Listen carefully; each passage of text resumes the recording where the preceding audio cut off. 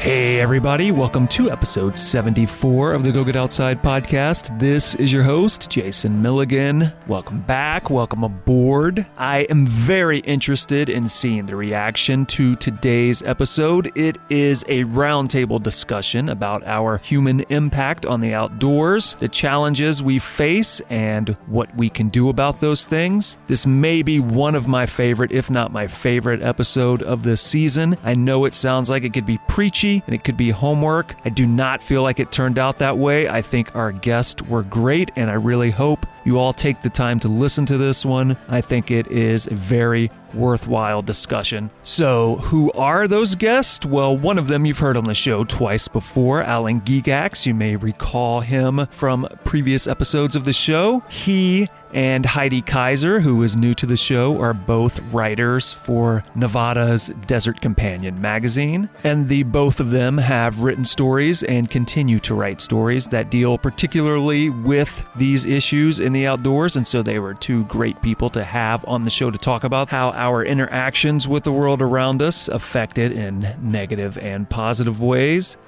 So instead of spending any more time talking about what we will be talking about, let us get to the show.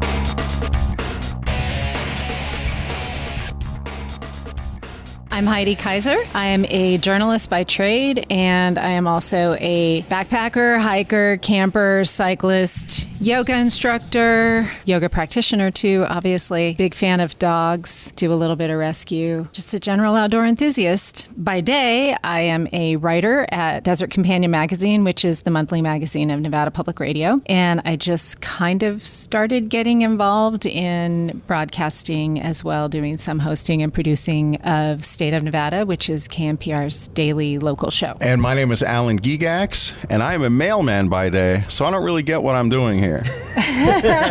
Oh, wait, I also I write for the same magazine as Heidi Kyser. I'm an outdoors writer, a freelance outdoors writer for Desert Companion magazine. And more to the topic today, I run a huge hiking group here in Las Vegas that's on the meetup.com. It's called Vegas Hikers, and we are about to hit the 20,000 member mark. And this entire episode was your idea, thus the other reason why you're here. That is true. That is true. So what we are here to talk about today specifically is human impact in the outdoors. And I think before we get into all of the negatives of that, let's immediately discuss the pros of why it is important personally to get out in nature and why you think it's important for other people to also get out in nature before we start telling them how they should do it. For me, it's grounding. It's soothing. It's calming. I have a pretty hectic daily life. I work overtime at work. I do writing on the side. I have a lot of irons in the fire. And then at home, if you've listened to my previous podcast with Jason, you know I have a disabled wife at home. And so I wind up doing a lot of the housework at home as well. And there's not a lot of time for rest. And so I find when I'm out on hikes, I can just be in the present moment and I can relax and unwind. And it's also good exercise on top of that. At a time like today, it's especially relevant that it gets me out of the oppressive heat of the Las Vegas Valley. So it's good for the soul. It's good to unwind. It's good to unplug. It really, really treats me well. And then on top of that, because I run a big hiking group, I'm hiking with friends all the time and hiking with new people. And I've forged a tremendous number of relationships with other outdoors people. They tend to be mellow, easygoing, easy to get along with. And I would say now most of the friends that I have are people that I've met through the hiking group. I recently wrote a feature for Desert Companion about the various ways that people cope with severe trauma. So I started off looking at survivors of the October 1st shooting in Las Vegas. And then I ended up branching out from there. And I was looking at sex trafficking survivors, military veterans with combat PTSD. And I began to find that in addition to therapy, potentially medication and other sort of traditional treatments, people are also turning to groups and communities focused on activities. And one of the activities that I focused on was hiking, since that's something that I do for myself, spiritually and physically and emotionally. And I put out a call to Alan's group, Vegas Hikers, and said, hey, is there anybody out there who has experienced severe trauma and has incorporated hiking as part of his or her treatment plan to cope with that living with trauma? The response was incredible. I probably got 15 to 20 emails back from people. And Jason, these were not people who were sort of like your run-of-the-mill, anxiety and depression. Not that I'm not trying to minimize those afflictions because they're very serious, but these are people who had suffered serious trauma, shootings, abuse, trafficking, that kind of thing, and have turned to being in the outdoors as a way of sleeping better, being able to focus, as Alan said, being in the moment, taking your mind out of those thought patterns and flashbacks and the things that you live through when you live with trauma day to day. I mean, even though there's been ample studies and tests that show that it does have therapeutic benefits, I think just hearing those stories for me really drove home how beneficial it is to be outside, to be on the trail, to, conquer a summit, to become self-reliant, all those aspects of it. Yeah, you talk about being in the present moment, and I did as well. I have an app on my phone that's a mindfulness bell that every once in a while will just bong, and it's a reminder to take a breath and be in the present moment. And I've noticed if it goes off while I'm hiking, totally not necessary. That is where I am. I'm out hiking. Yeah, don't worry about it. I got it covered. Yeah. Just the obligation of watching where you're placing your feet, being prepared for weather events. I'm a backpacker as well. I know you are too, Jason. And when you forget something critical, my sister and I did a 3-day backpacking trip in March on the Sam Houston Trail in Texas, and she forgot our lighter. So, having to overcome those obstacles, just the benefits to me seem endless. Absolutely. And, in a weird way, one of the benefits I get from being out there is that hiking, especially if you're alone out in the wilderness, it can make you feel small. It can make you kind of feel your actual place in nature and vulnerable. Feeling like that, for me, really gets you in touch with your surroundings. I mean, you hear every noise. If you're in a tent alone at night, and that's stuff that just goes completely unnoticed when you're in a busy urban environment. You feel small and you feel tiny, but it isn't in this sort of negative way. It's like you become aware of how you exist in this larger framework, the structure, this ecosystem or something of this sort, and you start to see all these links in places that maybe otherwise you wouldn't, and then you start to value things other than yourself more highly. I agree. Yeah, interconnectivity is a huge piece of it for me, because you do understand how you contribute and take away from your environment. And also, I do feel small sometimes, but I also feel really huge and strong sometimes too when I've overcome something really difficult. When I've done 3,000 feet over the course of 7 miles in several hours, and I get there, I just kind of feel like there's nothing I can't do. Absolutely. It's empowering I feel huge as well. too. Yep, definitely. I think we all are in agreement that it is valuable. If anyone had any doubts that I thought that, I don't know why they would doubt it, seeing as there's an entire show that we're all on right now revolving around why people should get outdoors. So we should start to talk about what we're here to talk about, which is the human impact on nature. It's a topic that I think most people are familiar with to a certain degree, but perhaps there's still people that don't realize that our actions have repercussions. So do you guys want to start to explain to people what kind of impact we do have when we get outdoors? I'll start from my own experience, because I was one of the negative land users when I first started hiking. I didn't understand the impact that I had on the trails. I'm sure Heidi and I will mention a lot of local trails, so if you're listening outside of Las Vegas, just bear with us, use your imagination with your own local trails. But one situation that stands out with me in particular is a hike called Mary Jane Falls. It's at Mount Charleston, and it goes up to this fall, and there's a bunch of switchbacks. It's used by a lot of families. They have a terrible problem on that hillside of trail cutting. That trail is just destroyed by people cutting the trail. And to see it now, it drives me crazy. But I think back to when I was a teenager, and even later, that I would go up there and I cut that trail all the time.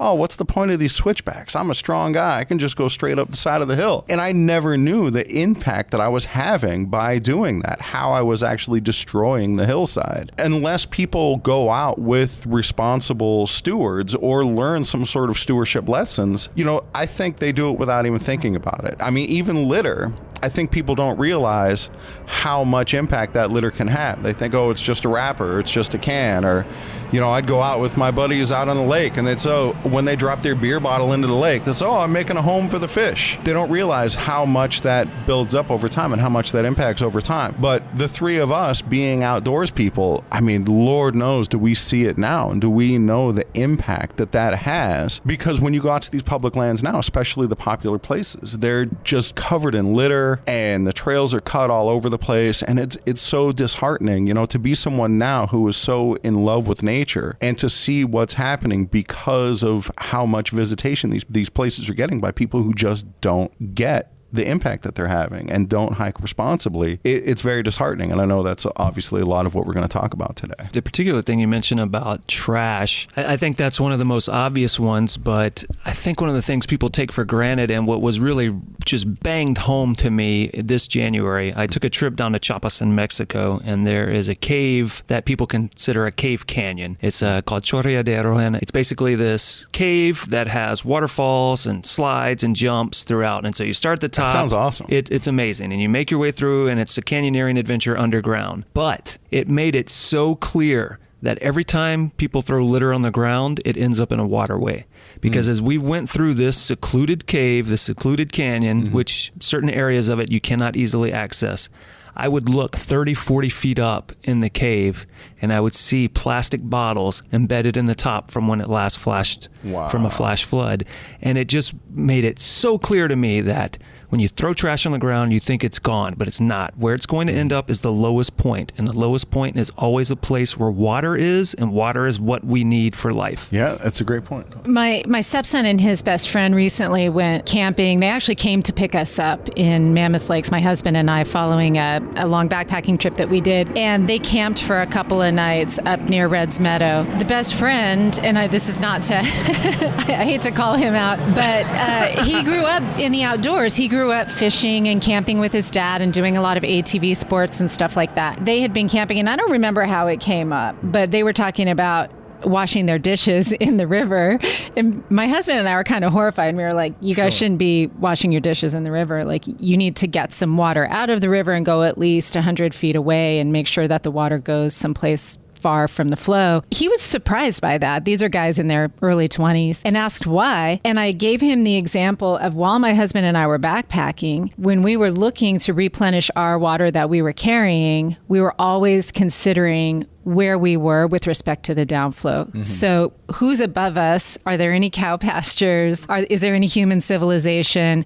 To what level do we need to filter the water? And I explained to him, if you're above someone else and the water is flowing down, everything you put in that water goes to them. And if you think about the numbers of people, which I know we're going to talk about later, but if you think about the numbers of people that are visiting these parks, that's millions and millions of dishes washed in that park every year, and everything off of those plates is going into that flow. And so I try to give really concrete examples, especially for young people who are just starting to get outdoors a lot. I try to give them concrete examples like that, because I'm kind of surprised that they seem to not be learning it otherwise. Well, we have a separation from things, right? Like, we put our trash in a box, it goes out on a street or in a dumpster, and it disappears, and we don't have to worry about it.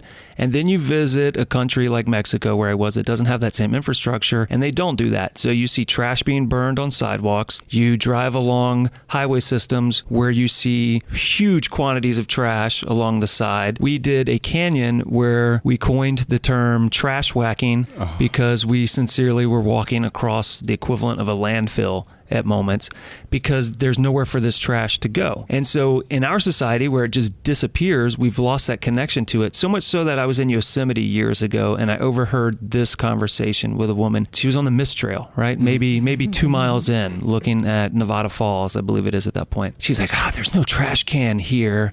What am I supposed to do with all this trash? And I remember thinking, like, is that what you want your park funds to go to, more trash cans? Or do you want your park funds to go to actually maintaining more important portions of this? Trash in people's minds are a byproduct of a thing that's not useful. So I have a container of water or orange juice or something, and that is useful. Now it is empty. It is not useful to me anymore. It needs to not be in my presence. And I think we have to change that concept, that thought pattern. I think the concept of pack in, pack out is really foreign to a lot of the, I don't want to call them Casual new hikers, users. but casual hikers. Yep.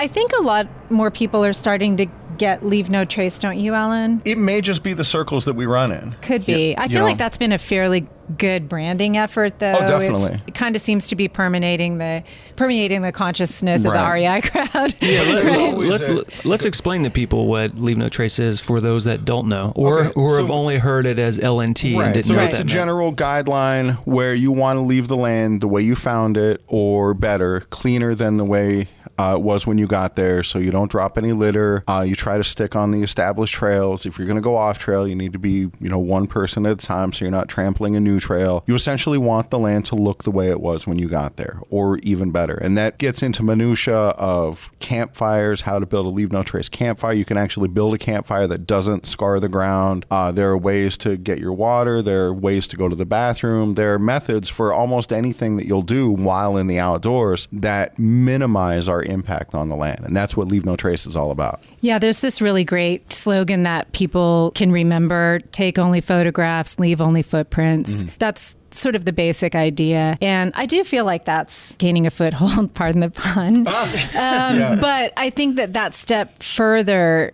is where some of the push needs to come from, the idea of pack in, pack out. Not being afraid to talk about things like how you pee and poo in the, how you pee and poop in the wilderness and all those kinds of things. Because, for instance, here at Red Rock Canyon National Conservation Area, people going to the bathroom in the wilderness is a really huge problem. On any of the more popular trails there, you get 4 feet off the trail, you're going to see toilet paper. Yeah, and there are areas, some of the really popular rock climbing areas, and I checked before coming over here today, Red Rock gets around 2 million visitors annually, and it's not a very big area. There are areas, the really popular rock climbing areas, where you go that actually smell like urine when you walk up to the approaches. Right, like Black Corridor and some of those other. Yeah, so that's a problem. And getting back to why do we care about that? Those are the habitats of some really great species, setting aside the threatened and endangered species that are found all over the Mojave Desert and all over the world. There are animals living out there. I mean, think about if it's your home, that's destruction. You're destroying their food supply. You're destroying their access to water and shade. You're adding toxic waste to their environment, and that reduces their numbers, has a huge direct impact on everything that's out there: plants, animals, water. You mentioned something about think about it being their home, and I would say even think about it being your own home, because in a sense it really is. All of this will feed back into the environment you live in, and I think that would make another great L&T principle, which is treat the environment like it's your home. If you would not do this to your house, don't do it when you're outside. Right. Yeah, people don't put orange peels on the ground in their own home. At least I hope they don't. And they certainly better not put banana peels, because that's also a safety hazard. That's a hilarity hazard. Yes, exactly. That's a great point. One thing that I see all the time, and it really surprises me, and this is where I was saying, I think we need to push that. Leave No Trace is a great place to start, but I'd like to see it pushed a little farther, because I think a lot of people think that if it's biodegradable, it's all right. So let's go over that, because orange peels is definitely one of those things. Banana peels, sunflower seashells. So people think I have an apple core, I can throw that out. And when I first started hiking, even when I first started taking groups out with Meetup under my care, I was doing that. I was leaving my orange peels behind and my apple cores behind, because again, I didn't know any better. And so the outreach and education that Leave No Trace is doing, I mean, I hope you're right, Heidi, that it is reaching people and it is having an effect. Everyone who gets taught Leave No Trace, hopefully they pass that on to the people they know. And clearly they are teaching people. So the word is getting out. Again, unless you're out there with other responsible land users, those lessons may never hit home. That was certainly the case for me. I had to be taught that it's not okay to leave those things behind, especially here in the desert, where there's very little bacteria in the soil. There's very little moisture to break these things down. And an orange peel might be on the trail for a year before it becomes unrecognizable. It really is a problem. I do cleanups out at Red Rock and out at Mount Charleston, and we pick that stuff up like crazy. And the other thing we pick up like crazy is poo bags, where they've gone to the trouble of putting it in the bag and then just leave it. Drives me crazy. They take a product that we don't want on the trail, but that is naturally biodegradable, and they put it inside a plastic bag, which will not degrade for millions of years potentially, and then place it on the trail. So disheartening. Yeah, I think a good way of looking at it is if it's not native to the area, if there's not an orange tree growing on the trail, right? The orange peels on the ground are going to add things to that soil and things to that environment that are not native. Unless you're a scientist, you don't know what the long-term impact of that is going to be. You don't know how it might adversely affect the insect or plant or animal life that's going to happen on it. You just don't know. And that's where the pack in, pack out principle becomes really important. If you're eating something, put it in a plastic bag, put it in your backpack, take it out. Even if it's an apple core, something that seems harmless to you, put it in your backpack and take it back out. I would imagine that most of the people listening to this podcast already know this. So the real question here is, how do we transfer these lessons to the more casual users of public land? How do we get people to use the public lands more responsibly? And that's what I want to get out of this podcast is, obviously we're not going to solve the world's problems sitting around here, but what strategies can listeners use to spread the word, to, even though it's just the three of us here, I know you have a large audience. And what can they do while they're out hiking to help minimize these impacts and to help be ambassadors for Leave No Trace and for our public land? So I'm going to raise one of the solutions that a lot of people think is a great solution, but I have a feeling none of us will be fans of. And unfortunately, we probably won't have a person here to argue that other side.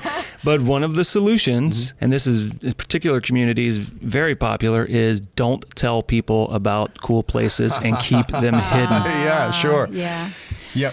Well, I don't think that's realistic solution in a social media age. I mean, look at what happened at Havasupai Falls, which was one of the best kept secrets in hiking and backpacking communities until Instagram. I mean, and that doesn't seem like a realistic solution. I'm curious to know, because you guys do so much outdoor activity, how do you handle it? Have you ever come across someone who's littering or has just left a banana peel on the ground or is cutting a trail? And what do you do?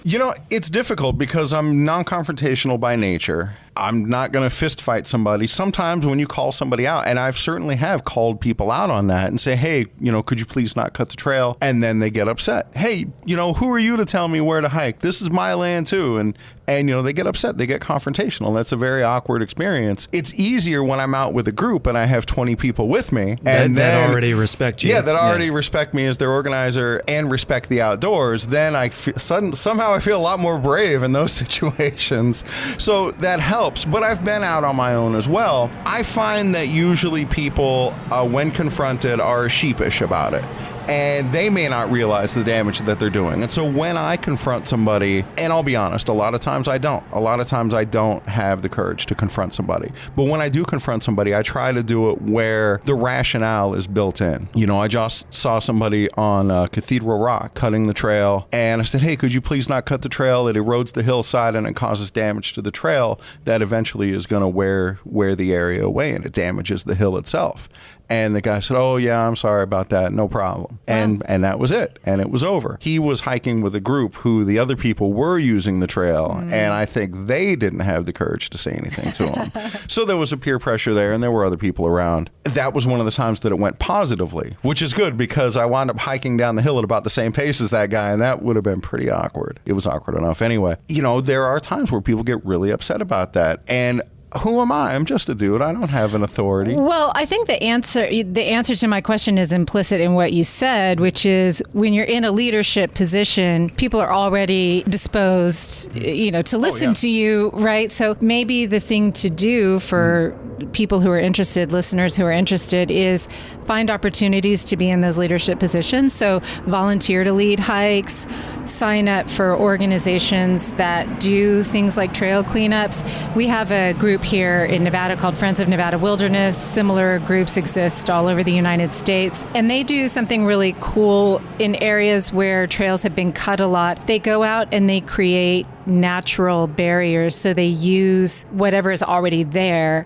to block where the trail has been cut and direct people toward the established trail. So they'll use dead branches and rocks and things like that. Volunteering with a group like that, or volunteering to lead hikes and sharing those ethics can really go a long way, because you reach a lot of people, right? And to that point, when I'm organizing a group and people have come out with me, If somebody in the group does that, I have no problem telling them, hey, that's not okay. This is why. Yeah. And I'll use that as a teachable moment. And sometimes when we see other people doing things that don't respect the land, I'll use that as a teachable moment for the group. You know, for me, I came into this interview with an agenda, which is, I think, where a lot of the solution is in group hiking with responsible organizers. Because I bring new people out onto the trail all the time, people who don't know about creating social trails and about litter and biodegradable and things like that. And I make it a point to try to teach those principles as we hike along. And I use teachable moments. And when we see a social trail going off, you know, this is how that happens. To me, that's made a big impact on the people that I hike with, or I presume that it has. And to me, that's part of the solution, is that if you are a responsible land user, even if you're not going to confront strangers on the trail, you're going to be on the trail with friends, with people who hopefully respect you, who you can talk to.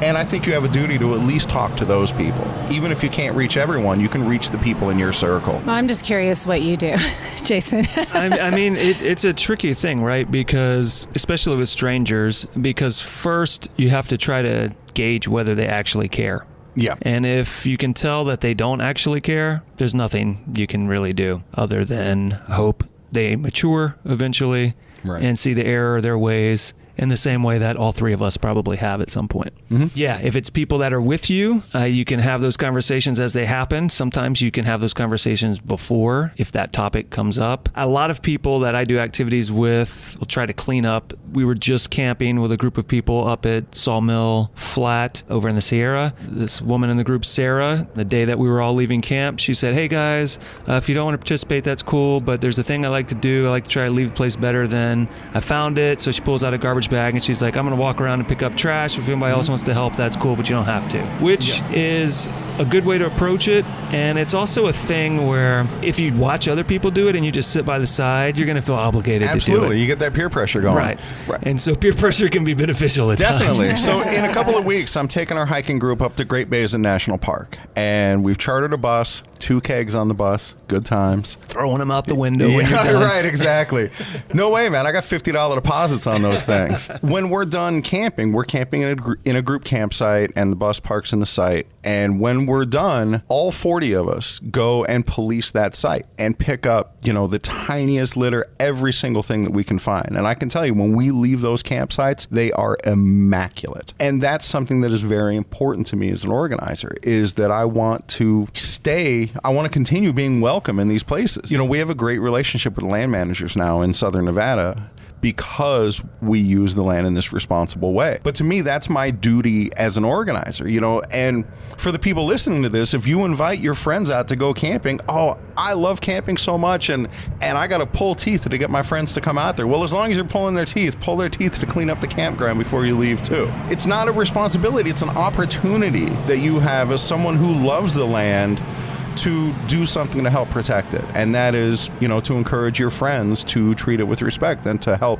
educate them in the ways that we can keep these places beautiful. There are some people that will see you doing that and they'll think, oh, cool, there are people who come here and they do this, so I don't have to worry about it. But then there are other people who will say, oh, that's a good idea, I should do that too. Right, right. When we do our monthly cleanup hikes, they see these 12 people hiking with garbage bags in their hand, and most of the time it's, oh, thank you so much, we really appreciate you cleaning up the trail. And and when they see these bags full of litter, hopefully it puts it in mind, like, wow, this litter really has an impact and it needs to be addressed. I have to say, I'm pretty generally in the places that I go, which are around the Southwest, Nevada, Utah, California, Arizona, New Mexico.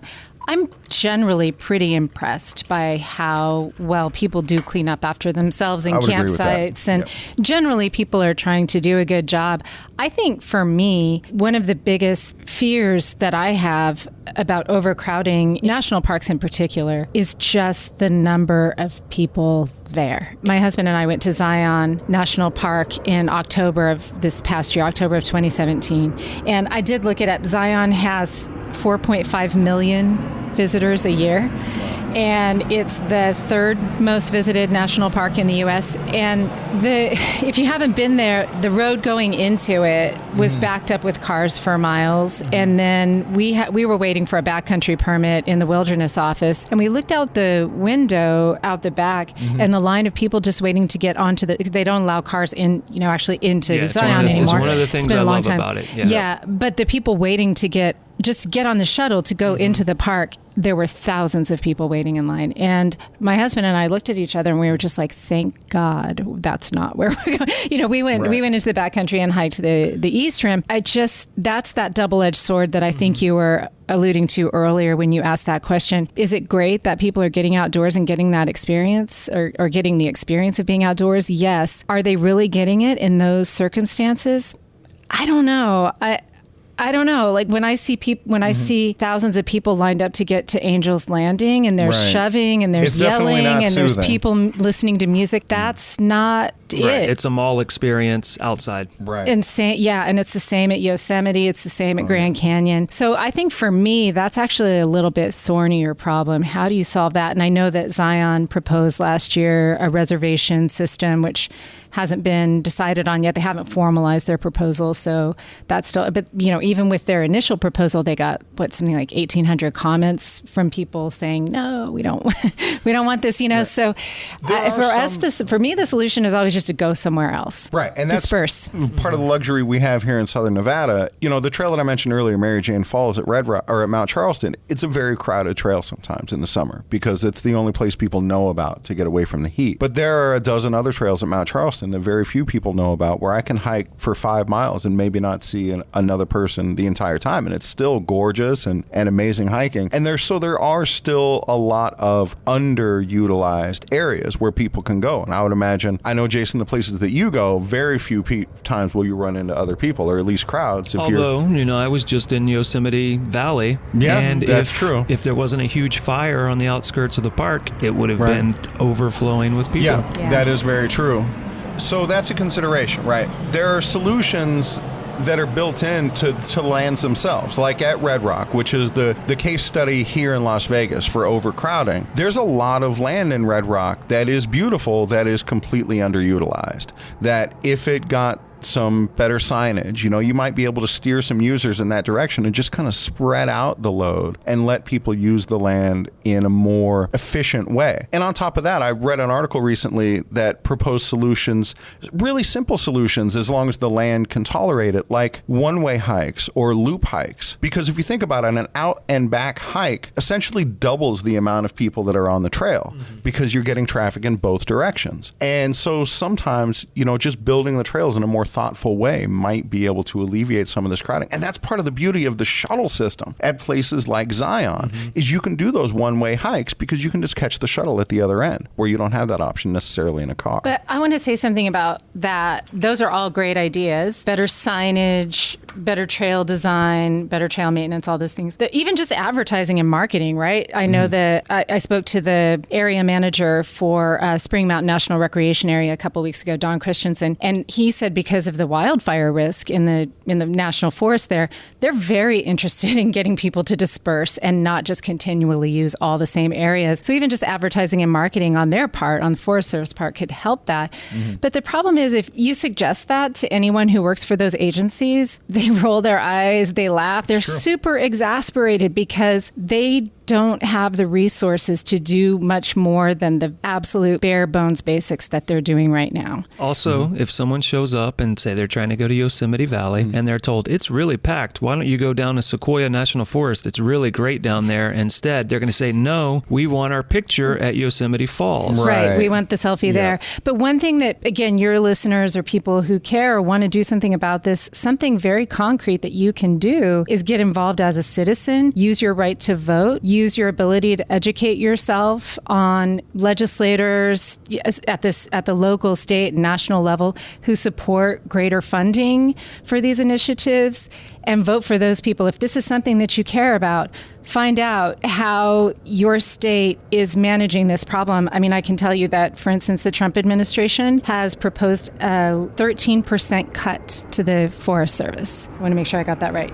Yeah. It's the national park, to the national parks. So that's less funding. So 13% cut. I'm sure I don't have in front of me the direct impact that's going to have. But you can imagine they're not going to be able to do more. If you lost 13%, anyone listening loses 13% of their wages, pretty big impact on their life. Right. And they have an $11 billion backlog in projects that are proposed that they need to get to right now that they can't get to. And those are the things that make it easier to disperse populations, things like parking lots and restrooms and signage and all of that. So again, if this is an issue that you care about and you'd like to see people spread out a little bit more, I'm just going to go ahead and throw it out there. You need to vote you need to kind of put your money where your mouth is. If you're not willing to pay state taxes, then don't expect your state parks to have better signage. Yeah, that is absolutely true. There are a lot of things that we can talk about during this podcast that are nice pie in the sky ideas that, I wish government would do this. I wish the land managers would do that. And the only way you're going to get that sort of reaction, to Heidi's point, is to vote in legislators who make that a priority, who are willing to fund that. I definitely like these ideas.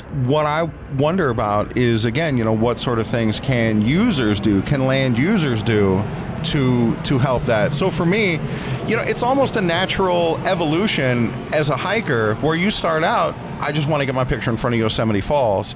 And then as you hike a little bit more, you say, well, I wonder where this backcountry trail goes, and I wonder what's over there. And you wind up, I think, naturally finding yourselves in the less populated areas. I know now when I go to Red Rock or Mount Charleston, the popular Las Vegas hiking destinations, that's front of mind for me, is how crowded is this trail going to be? Where do I want to hike where I'm not going to be overrun with people? I mean, you talk about Angel's Landing at Zion. I can't imagine what it's like. Well, right now, technically it's closed because of the flooding. But, going across those chains when there's literally hundreds of people trying to get through these sections of the hike, there's no way that that's an enjoyable experience. Well, yeah, and a 13-year-old girl who was with her father fell to her death in the fall past there few every months. Year. Yep. You've got to wonder if it's partly because it is so crowded and you just can't pay as much attention as you probably should on a piece of trail like that. That's the hike that gets all the publicity, but for my, personally, I think Observation Point on the other side of the canyon is better views,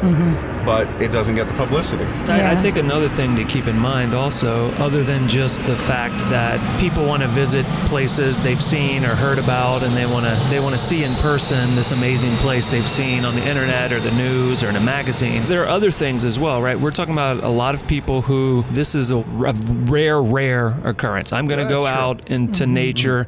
Nature's frightening. I don't know how to function in it. There are animals and plants that could be dangerous to me. Don't know how to read a map. I don't know where anything is in this location, so I'm going to stick with where the bus tells me to go, where it will take me, where people here tell me to go. And how do we deal with that situation? How do we help those people kind of move past that so that they can become incorporated into what's going on instead of all going to those same spots that are easiest to get to? To me, it has to be outreach and education. For our local magazine, Desert Companion, I'm an outdoors writer for them, and I try to tell people about these places that are off the beaten path, other places they can go that are comparably beautiful but don't have the crowds. And I get pushback for that. As you guys can surely imagine, I know, Heidi, you've probably gotten it as well, people don't want their favorite places publicized. And to me, that's just a sacrifice you have to make. And there are a number of reasons for this, right? First of all, as we've been talking about this entire episode, is it distributes the load. And that's crucial. But also, we want to make sure these places stay protected. Like here in Nevada, we have an area called Gold Butte that was recently made a national monument, right? It's a national monument. Right. Either way. Depends on whether you ask Secretary Zinke or not. Well, to that point. Right. And that's exactly right.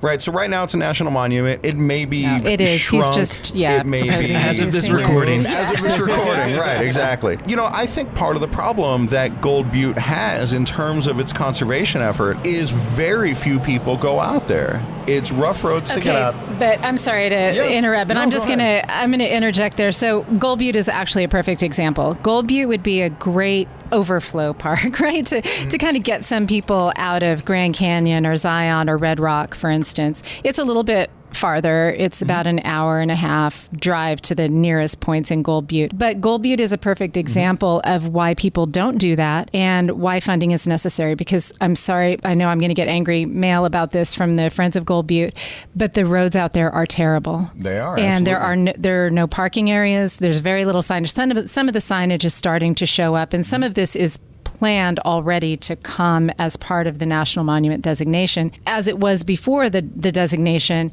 it's not accessible. So it's back to that point you were making earlier, Jason, they're afraid that of it. People are afraid of it. You know, it needs to be in a tourist brochure, in a hotel. It needs to have clear directions and a drop-off point. It needs to have a friendly-looking mascot. They need to know that there's going to be tour buses going out there and all that kind of stuff. And right now, Gold Butte doesn't have that because Gold Butte doesn't have any money, or very little, not enough to do all those kinds of things. And that kind of points to something else, which I think is, from a 30,000-foot view, very important to solving the problems that we're talking about, and that is looking at outdoor recreation as an economy. It's part of the tourist economy. If you're willing to invest in it, it is going to help drive some tourism. There's a lot of dispute about the numbers, about how much they've been fudged, but I think in any case, most people agree that if you've got a tour bus operator and you've got some hotels and you've got a cafe and you've got a gas station, those are all businesses that are going to make money off of people going into Gold Butte. But that has got to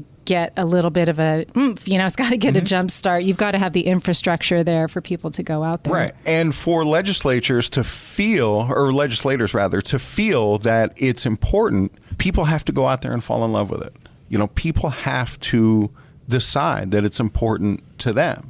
And to me, that's our duty. All three of us are in media. That's our duty as outdoors people in media, is to facilitate our listeners, our readers, falling in love with these places. And you mentioned people not wanting to share places, wanting to keep them hidden. I think it's as simple as this. Do you want to help control how people find out about this and what they do with it? Right. Or do you want to obliviously let other people decide? Because if they're going to find it, whether you tell them or not, someone else knows or will know. And the other thing is that, as you guys have experienced also, there's plenty out there. I have a couple of favorite spots that I rarely talk about because they have special sentimental attachment for me. But Spill otherwise, don't be a hypocrite. I'm part of the problem. But otherwise, the thing that I don't fully understand about that argument about not giving away your secret places or whatever is that there are millions of. I mean, there is enough outdoors for everyone. You could put half the people going to Red Rock out at Gold Butte and it would still be fine. It would not be over. And so and there are 20 more places like those two around the Southwest. I mean, there's plenty out there. So worry less about that. Worry less about your favorite place becoming overrun, and worry more about your favorite place getting sold off for oil and gas exploration by the BLM to private developers. I think people need to weigh those, outdoor enthusiasts who tend to be secretive that way. I think that's the choice that you're really weighing there. Right. If some people come in and trash an area and you have to do a bunch of cleanups, that is preferable to a mountain top is blown off so that it can be excavated and turned into natural resources. Yeah. Right. Yeah, we have another new national monument here, the fossil Tule Springs. Tule Springs. Is that a monument or? No, it's not a national monument. I'll come back whatever to that. it is, it's some sort of area that's set aside for conservation, and it's right on the edge of Las Vegas. And there are amazing fossils out there, but before it got set aside for protection, there was also a ton of trash out there. There was people rode their wild ATVs. Shooting ranges. People were utterly destroying this land. The people who knew about the fossils in that area were trying to keep it secret. And the problem with keeping it secret is that people see it and they say, oh, well, that's just a crap hole where people shoot their guns and who cares about that place? And it wasn't until word got out that, hey, we have these amazing fossils and there's mammoth bones and there's all these great finds that finally people cared enough to pressure legislators to protect that land. You also have to include people in some way, right? Because if you're just like, there are great things here, we have to protect them, you can't go there ever again, then people don't care. But if it's, okay, there are all these cool things in here, we're going to go in, we're going to send some people and they're going to find out about them and then we're going to share them with you, then suddenly it's a thing people can care about and become part of. And at Tule Springs, they did a really great job of that, partially because it's been developed within the last few years using some of the latest thinking on how to approach this, but it's going to be a completely interactive exhibit. So there's a live archaeological dig going on there that you can walk by and observe. Which is a super cool thing to do. Absolutely. Exactly. And some really rare rare finds have been made out there. Think about the educational opportunities and the Instagram opportunities. Think about, people are going to want to do take a selfie that. with an Exactly. anthropologist. Yeah, you're going to want a selfie next to the mammoth bones or whatever. And I think we also need to be really conscious of anytime we're talking about public lands and how they should be used, whether it's for hiking or exploration or protecting or setting aside or opening up to the public. I think we need to also be really conscious of the fact that a lot of those public lands have very strong ties to Native American tribes, and that we should include them from the beginning 100%, and that their voice should count for way more than anyone else. And that's an opinion. I'm getting into the opinion realm here, but I feel very strongly that a lot of the trails that we're on, a lot of the areas that we're in, there's also a religious component, there's a cultural component, there's a historical component that we need to be cognizant of before we start talking about what we should do, quote unquote, with those areas. I think we need to be cognizant of the predecessors and the original people on those lands. So if you're listening to this, in your earbuds or however you consume the Go Get Outside podcast, your call to action is to immediately tell everybody about your favorite spot, and then take them out there so that they can love it too. Yeah, I support that. Yeah. So one of the things we've been mentioning throughout, because we're talking about small things we can do, and of course there's the larger overall picture, and it all comes down to educating people, right? Personally, I think a lot of that is shifting the concept away from a disposable society, this idea that disposable is a thing that exists, which it doesn't. Any resource you use and then throw away is a resource that's no longer available. Mm-hmm. We have to change people's minds about that, which is a huge task. I think that will directly link back into making people take care of things when they realize, oh, I wanted this plastic spoon and it cost me this. Sure. Much more valuable resource in the end. There's that. There's what we've all talked about, which is teaching people to love the outdoors and not fear it and to be part of it. Right. I'd like to hear what solutions you guys think could be put in place. Something that I can't control that I think would be very valuable is most schools have a PE program where they teach you to play basketball and maybe archery and swimming.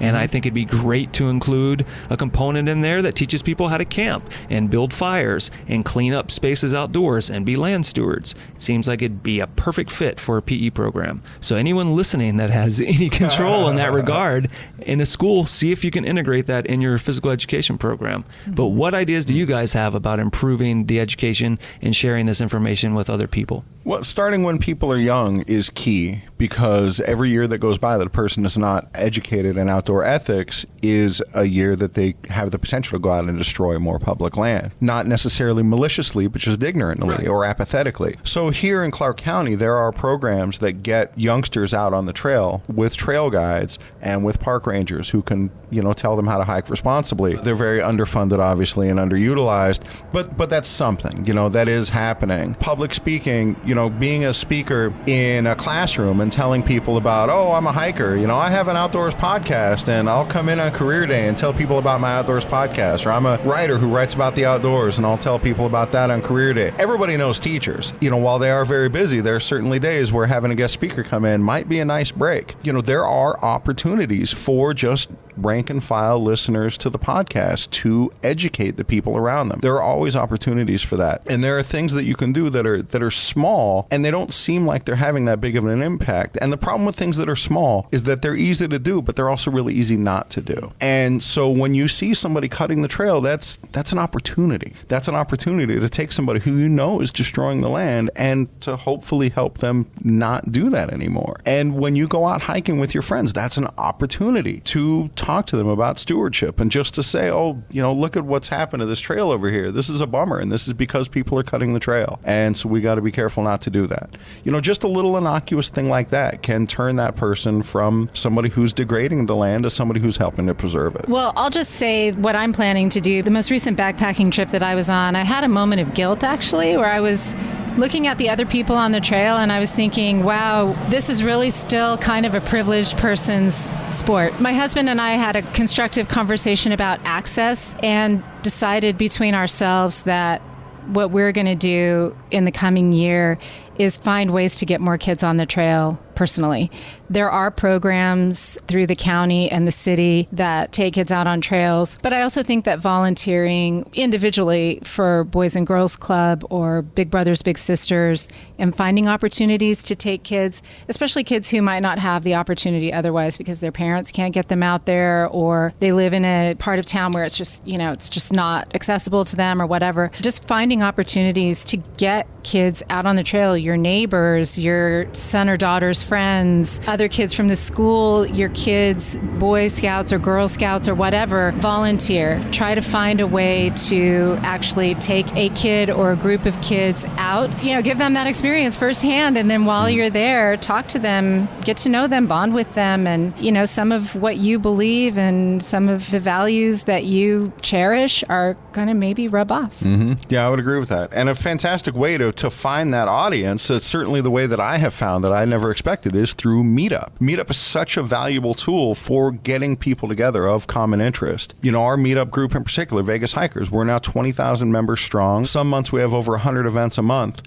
where we're getting all these new people out, people who would have just gone to the trail on their own, and they're coming out and hiking with a group and learning responsibility and learning stewardship and falling in love with the land in a more responsible way. With Meetup in particular, we ran afoul, or when we first started really exploding here in Las Vegas, we ran into conflict with the local land management agencies because they'd see this huge group and so, oh my God, how are we going to absorb all of these new users out in the land? What wound up happening is they got to know us and they saw that we were using the land in a responsible way.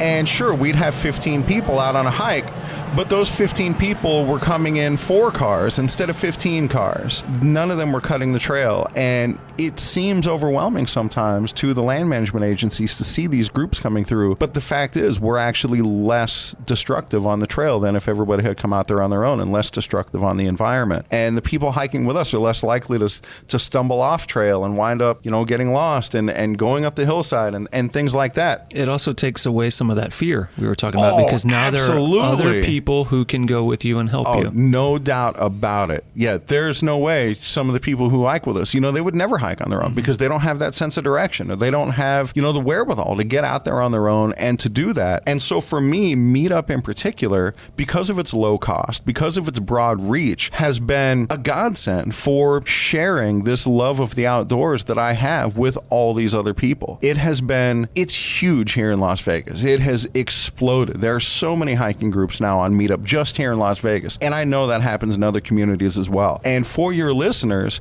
it's really easy to start a Meetup group. And even if you start modestly, you're doing something that you love and sharing that thing that you love with other people. And that's what Meetup is all about. And that's what it's been for me. That's why I've met so many great people through Meetup. That's how I met my wife, was through Meetup. Mind you, it is not a dating site. It is very explicitly not a dating site.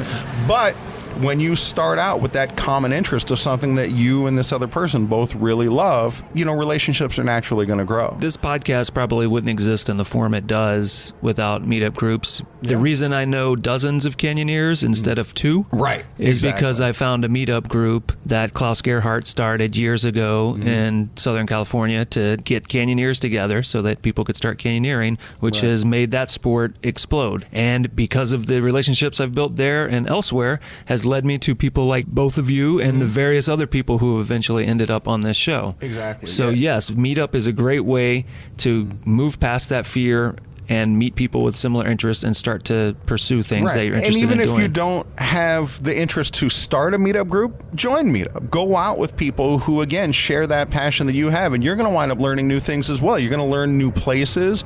You're going to learn more about stewardship and that from people who are already doing it. And you both were mentioning about bringing people outdoors, and like Alan, you were saying, take someone to your favorite place, and Heidi, you were saying, volunteer and take people out. And to add to both of those, take someone who doesn't do those things, who maybe is reluctant, and then take them to a place that they can't help but like. Introduce them to it, ease them into it, because if you scare the crap out of them, you're going to fail in your mission. But if you bring them there and you show them in a way that they can enjoy, then maybe they'll want to do another thing. and then maybe they'll do another thing, and then maybe you'll have opportunities along the way to help teach them how they can be responsible, and then they can help teach other people how to be responsible. And along those lines, I would say try to look for opportunities to take someone who doesn't look like you, because it does tend to be intimidating. I spoke with a woman for a story that I was working on last year who said that she has an entire hiking group made up of women who frankly would not go out with a lot of hiking groups, a lot of your quote unquote, traditional hiking groups, because they want to, they have their nails done and they have their hair done, and they're wearing flashy tracksuits, and they're out there for an experience that might be different from yours. They might have had a barrier to get over to be out there because they don't want to be judged, because they don't look like the majority of people who are out there. So I strongly encourage your listeners also to look outside of their bubble and outside of their comfort zone for people that you don't normally see on the trail. I mean, people who are differently abled, people who are not your gender, people who are not in your age bracket, the elderly. Just look outside, look for people who don't necessarily look like you. I think we really need to expand the idea of the outdoors beyond just being a white person of privilege sport.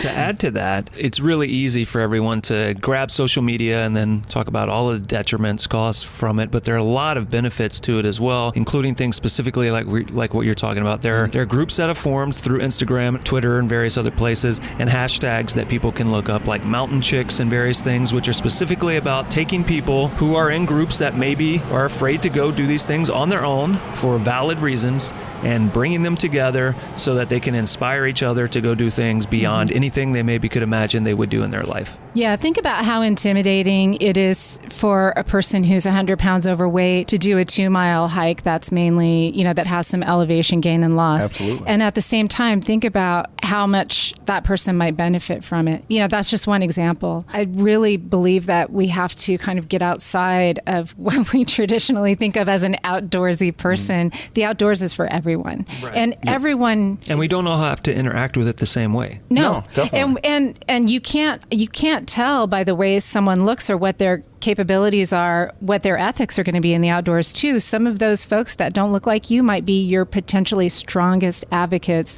for the kinds of things that we're talking about for conservation and preservation. No doubt. Critical conservation action is taken off the trail.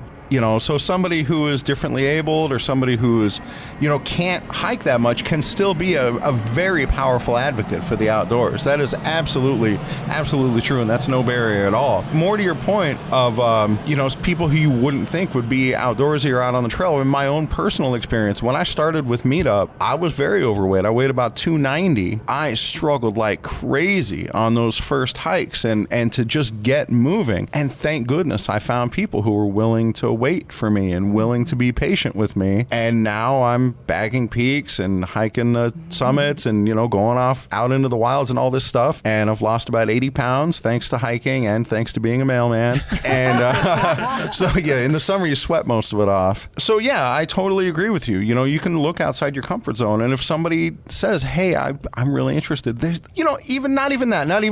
people don't necessarily have the courage to say, what you're doing sounds cool. I'd really love to go do that. Just saying what you're doing sounds cool, there's your opening right there. When that person says to you, oh, look at these pictures you post on Facebook. I would love to see something like that. There's your opening right there. Take them out with you. Places that aren't that hard to get to, that you can take this person out and help them take those first steps to falling in love with the outdoors. Be that person. Be the person who brings them out and starts this process. You may also have friends who start contacting you and asking to go. And instead of thinking like, oh, crap, I don't want to deal with, bring them. You don't have to bring them every time, but you also don't have to do some rad extreme thing every day and every weekend. Yeah. So one weekend, bring your friends who haven't done that, and then sometimes what'll happen is you'll find out you actually have more fun going with the people who haven't experienced it because they remind you why you liked it so much before you got used to doing it all the time. Yeah, completely. So I met my wife on the trail. For those of you who heard my first go around on Jason's podcast, you'll know that my wife and I met hiking, and now she's disabled and she can't really hike anymore. Just a couple days ago, I took her up to Mount Charleston to get her out of the heat and out into the wild, and she really can't hike anymore. So we did a hike that was less than a mile, and it was pretty flat, and I had to push her a lot of the way. And then we went and did another trail that was about a mile, and it was wheelchair accessible, so I pushed her in the wheelchair. It was such a rich experience. These viewpoints that I normally would just drive right by, we were able to go out and really soak in the outdoors. But then after that, we went to this meadow where, from my experience going up to Mount Charleston, I had seen wild horses that are right near the road. And so we drove to this meadow, and she was able to walk out. I tell you, as soon as she hit that meadow, she was maybe 20 yards out into the meadow, and a colt walked right up to her. It was the most amazing experience, and I haven't seen her smile like that in so long. And this was something that, she can't hike like I hike anymore, but still getting her out there and letting her enjoy that experience. Forget how much fun she had. I know she loved it. I loved it. Even though I'm normally out there trying to hit those peaks, just being up there with somebody else who enjoys it, it's magical. It's rewarding. And it's rewarding for everybody. And since Alan's getting mushy anyway, on a similar note and kind of circling back to what you started the conversation with, Jason, I would also say that I feel like people in the current political climate, just the way that things are in our world right now, where people seem to be staking out sides about everything, and they're very polar opposite sides. You kind of can't help but miss Us and this. them. Yeah, Right. There's a lot of that. I think that there are more people craving common ground and civility than we realize if we watch cable television.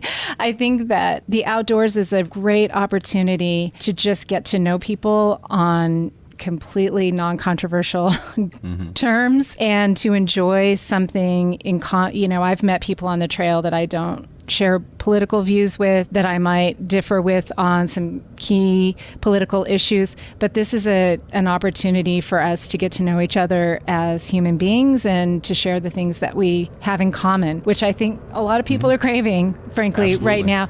And it's also an opportunity, if you are inclined to change people's minds or sway opinions, there's no better way to do that than by making friends with someone, by hearing them out, by finding common ground. And I just think that the outdoors and conservation in general is an opportunity for that. And I know that there's plenty of people who would disagree with me there, but when you think that hunters and anglers band together with Paiutes and environmentalists to save certain areas all over the United States of America, I think it shows that it doesn't matter whether you're a registered Democrat or Republican. You might see eye to eye on the trail. And if you do find that person who you really connect with, just so you guys know, you can find me on Facebook at Nevada Scenic Weddings.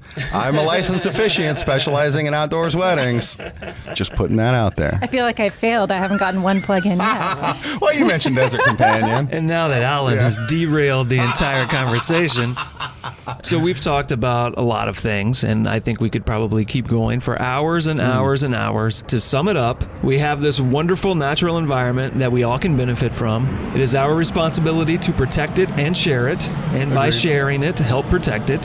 One other way you can do that, besides all the things we've talked about, is to assist organizations that are doing that, or at the very least donate money to them. Some of those are groups such as the Nature Conservancy. If you are a climber, there is the Access Fund, which not only takes care of areas, but also tries to maintain your access to those areas. If you're a canyoneer, there's the Coalition of American Canyoneers, which does similar things that the Access Fund does for climbers. And then there are multitudes of other groups that I'm probably not aware of that maybe you guys are, that we can also share right now. Heidi, this is probably more your wheelhouse. I know you're tied in with some of them. Yeah, I'm kind of loath to promote, quote unquote, organizations as a journalist, but I would say that there are, I did mention Friends of Nevada Wilderness slide a piece earlier. of paper to me and I'll save them. Yeah, I know. I mean, there are so many. Just Google it. Google conservation or preservation. Google public lands. Whatever your favorite spot or area is,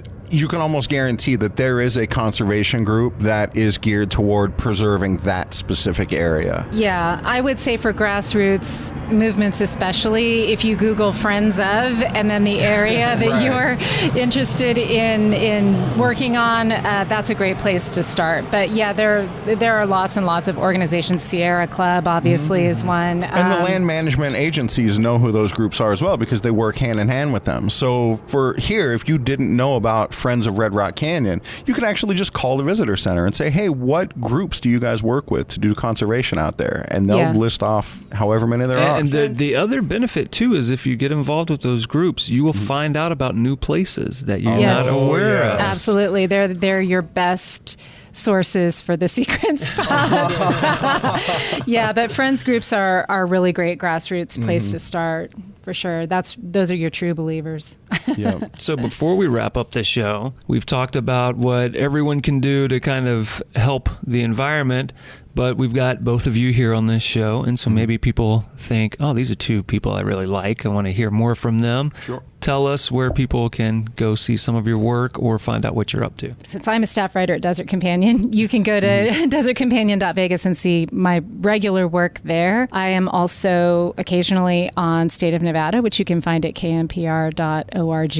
And on Twitter, I am at Heidi Kyser, HEIDIKYSER. I'm also on Facebook, and I'm pretty easily accessible there. And I also have my own website, HeidiKyser.com. And for me, I'm mostly on Facebook. You can find me, Alan Gegax. That's ALANGEGAX, as in X-ray. And my Facebook profile is 100% public. You're welcome to send me messages. I get messages every now and again from people who've heard me even on your podcast, which is really cool. Yep. So I get that. And then we also have Vegas Hikers has a presence on Facebook as well. So you can find that. And you can find me through Meetup at meetup.com/Vegas Hikers. And occasionally on Who Wants to Be a Millionaire. Yes, that is true. That's right. Yeah, my life is way less glamorous than that. And I also write for Desert Companion magazine, so you can find me there as well. And so now we will sincerely wrap up the show. So what we'll do here is let you guys leave the audience with a final thought. I am going to come back to that thought that I mentioned earlier, just so that you can have it tattooed on your arm or embroidered on your backpack. Take only pictures, leave only footsteps. If you've listened to the three of us prattling on for this long, then you are definitely a person who loves the outdoors and is passionate about it. I would implore you just to share that passion, and people will reach out to you in subtle ways, and you need to grab those opportunities with both hands and make stewards out of the people around you as well, just by letting them fall in love the way you have. And with that, I think we'll call it a show. Thank you both for coming and doing this. Thank you so much for inviting me, Jason.